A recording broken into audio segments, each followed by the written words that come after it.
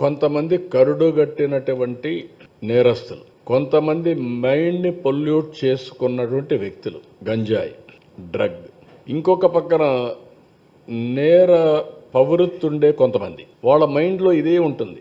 అలాంటి వాళ్ళని ఎంకరేజ్ చేసే వ్యక్తులు ఉంటే రెచ్చిపోతారు. అందుకే నేను చాలా స్పష్టంగా చెప్పా, ఎవడైనా సరే ఆడబిడ్డల జోలికి వస్తే అదే చివరి రోజు కావాలి, చేసి చూపిస్తాం. It is a matter of time.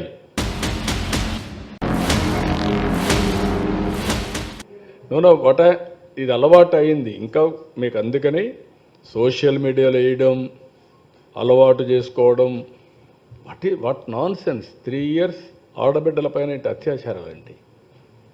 కుప్పో లాంటి కాన్స్టిట్యూన్సీ చెట్టుకు గట్టేసి కొట్టడం ఏంటి? డబ్బులు ఇవ్వలేదని, అప్పు కట్టలేదని. ఎక్కడికి పోతున్నాం ఇవన్నీ? అంటే ఇవన్నీ 5 ఏళ్లలో అలవాటు అయిపోయి ఆ భయం పోయింది. ఇంకా వీళ్ళు మానసిక స్థితికి మారలా, వాళ్ళకుండే మెంటాలిటీ. అందుకే నేను పదే చెప్తున్నా, మర్యాదకు చెప్తా, ఒకసారి చెప్తా, రెండోసారి చెప్తా, కొట్టేటప్పుడు మాత్రం గింగు తిరిగేటి కొడతాం. మళ్ళీ జీవితంలో మళ్ళీ రాకూడదు, బయట రాకూడదు. అవి కూడా జరిగి చూస్తాం. నా ఒకటే ప్రజాహితం, పబ్లిక్ సేఫ్టీ, నో కాంప్రమైజ్. కొంతమంది కరుడుగట్టినటువంటి నేరస్తులు, కొంతమంది మైండ్ని పొల్యూట్ చేసుకున్నటువంటి వ్యక్తులు, గంజాయి, డ్రగ్, ఇంకొక పక్కన నేర పవృత్తుండే కొంతమంది, వాళ్ళ మైండ్లో ఇదే ఉంటుంది.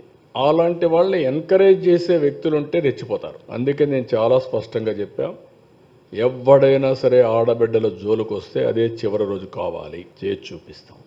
It is a matter of time.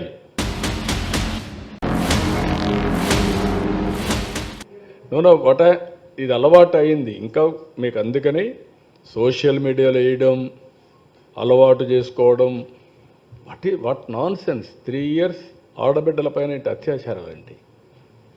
కుప్పో లాంటి కాన్స్టిట్యూన్సీ చెట్టుకు గట్టేసి కొట్టడం ఏంటి? డబ్బులు ఇవ్వలేదని, అప్పు కట్టలేదని. ఎక్కడికి పోతున్నాం ఇవన్నీ? అంటే ఇవన్నీ 5 ఏళ్లలో అలవాటు అయిపోయి ఆ భయం పోయింది. ఇంకా వీళ్ళు మానసిక స్థితికి మారలా, వాళ్ళకుండే మెంటాలిటీ.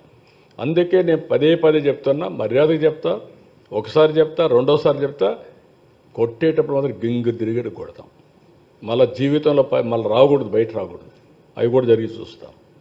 నా ఒకటే ప్రజాహితం, పబ్లిక్ సేఫ్టీ, నో కాంప్రమైజ్.